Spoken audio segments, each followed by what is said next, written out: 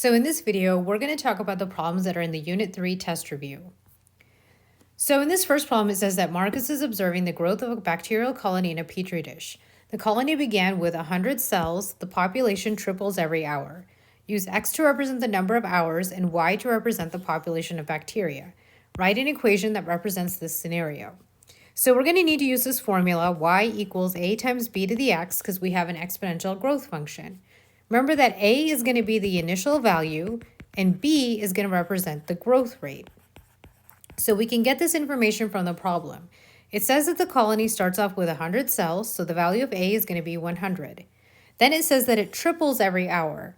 So that means that it's going to be multiplied by 3. So we're going to say the growth rate is 3. So we're going to write this function as y equals 100 times 3 to the x.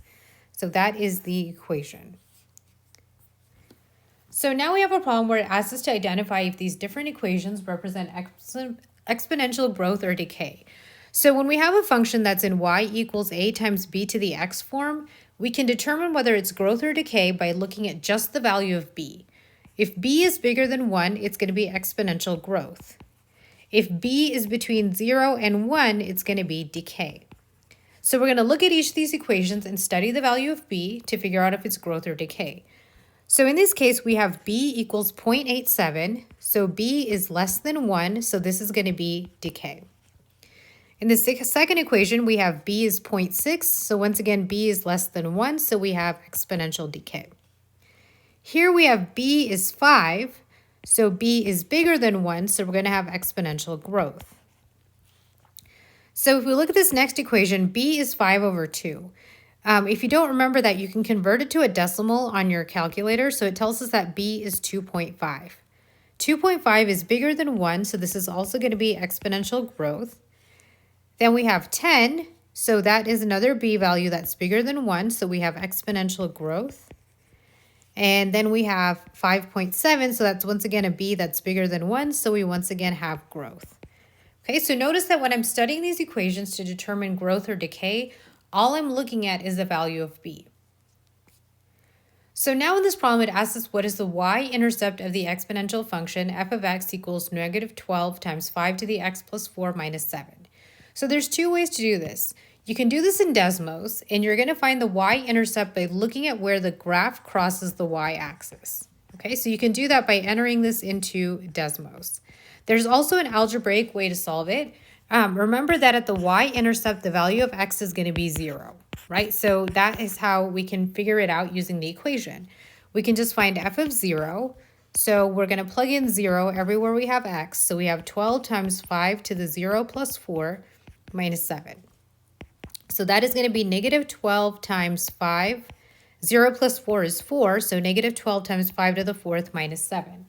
So I'm going to use my calculator to help me out on this. I'm going to do the 5 to the 4th first, right? Remember, you can do 5 caret 4, and I get 625. So I have negative 12 times 625 minus 7. And so when I do that on my calculator, I end up getting negative 7,500 minus 7, which is just negative 7,507. So my y-intercept is going to be at 0, negative 7,507.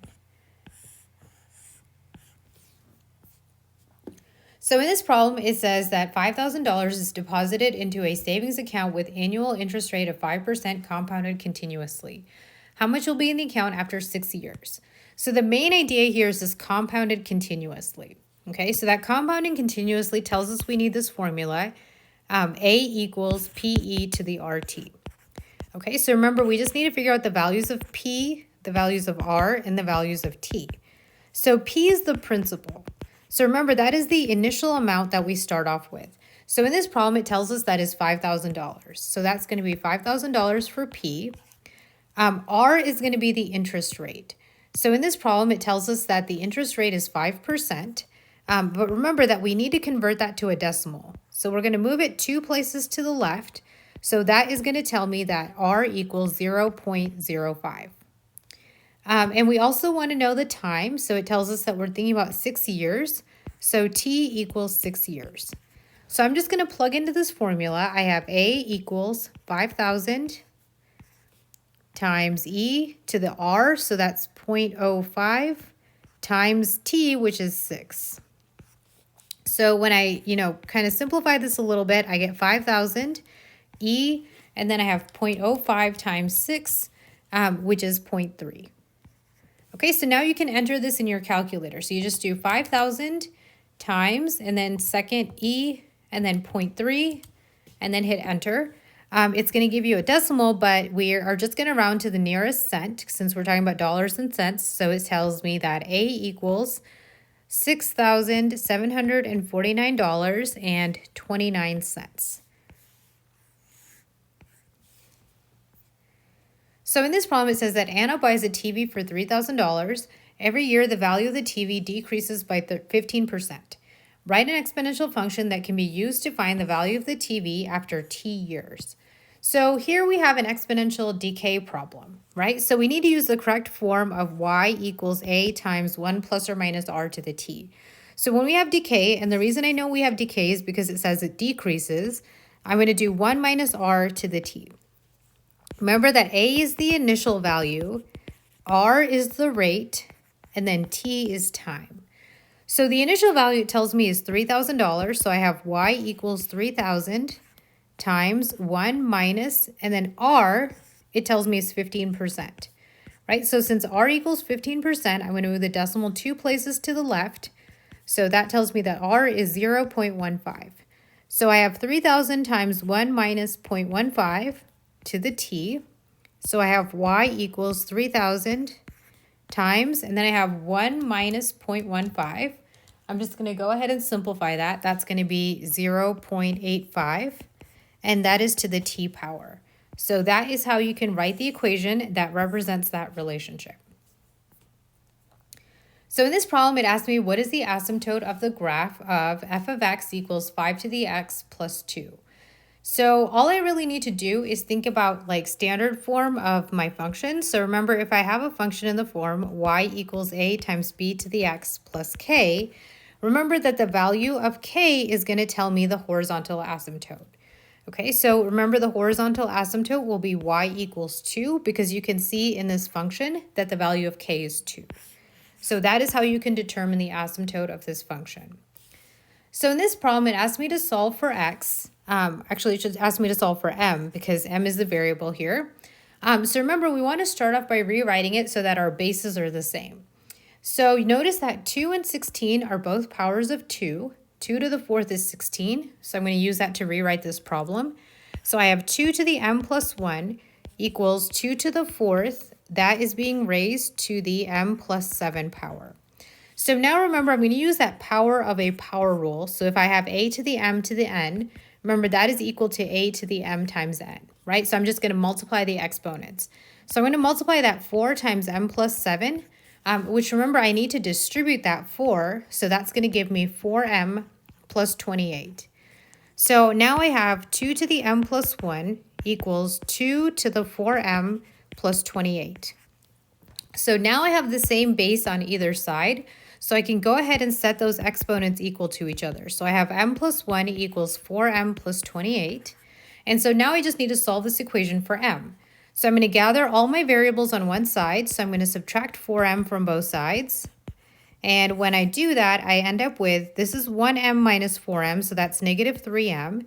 And then I still have a plus 1, and that equals 4m and minus 4m cancel. That equals 28. So now to solve, I'm going to subtract 1 from both sides. And when I do that, I get negative 3m equals 27. And then to solve for m, I'm going to go ahead and divide both sides by negative 3. So when I do that, I end up with m equals negative 9. And so that is the solution to this problem.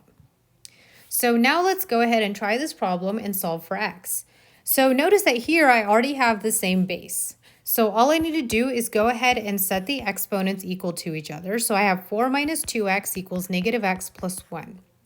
So now to solve, I'm going to gather all my variables on one side. So I'm going to add x to both sides.